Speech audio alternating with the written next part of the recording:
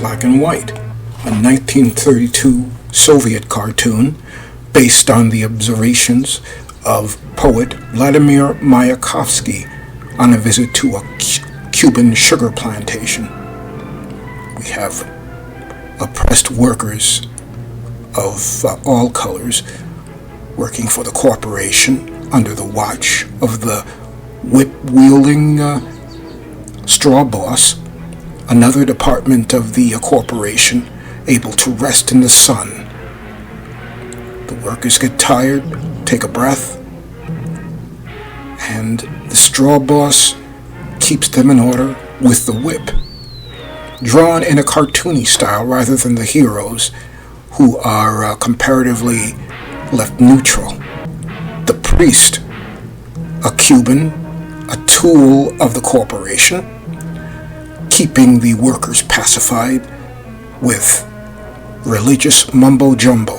Thus cowed under the cross, they go back to work.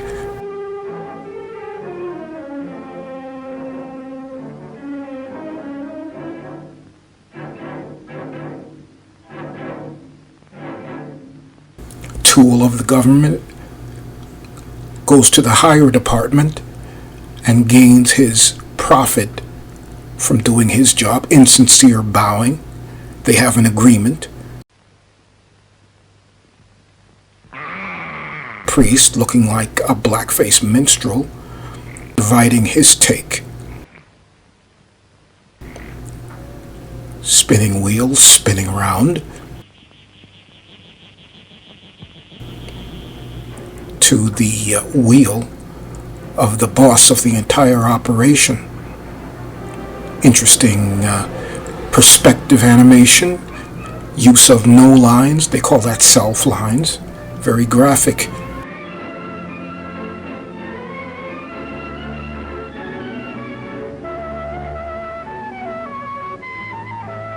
It so happened that just then came the imposing King Henry Clay, that whitest of white clouds, the mightiest of the sugar kings.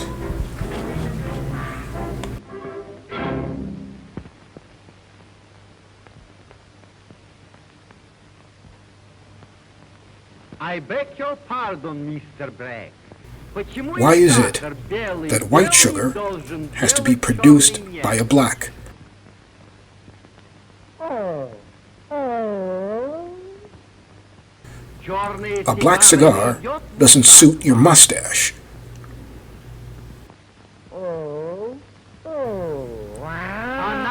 It's for blacks with white mustaches. And if you like coffee with sugar, then kindly produce the sugar yourself.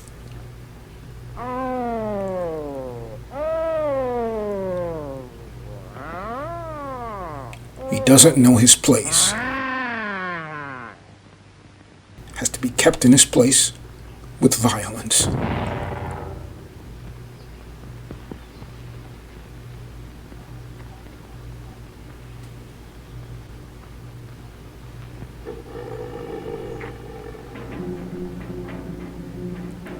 The richness, the wealth, the profit, boats, submarines, pineapples, fruit, the riches.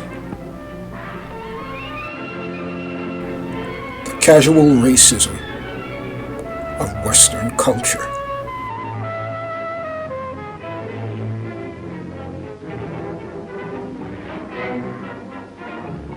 In 1932, this would have been a shock to Mickey Mouse fans. The black man breathed through his bashed-up nose and picked up the brush.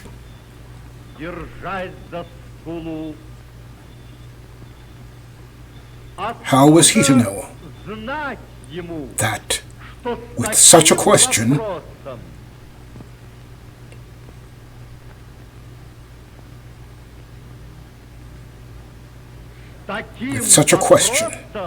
he would have to turn to the common term in Moscow.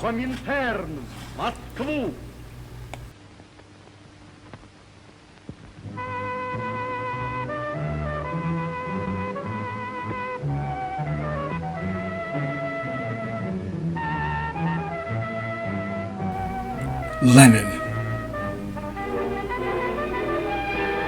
Workers of all countries and the oppressed peoples of the world,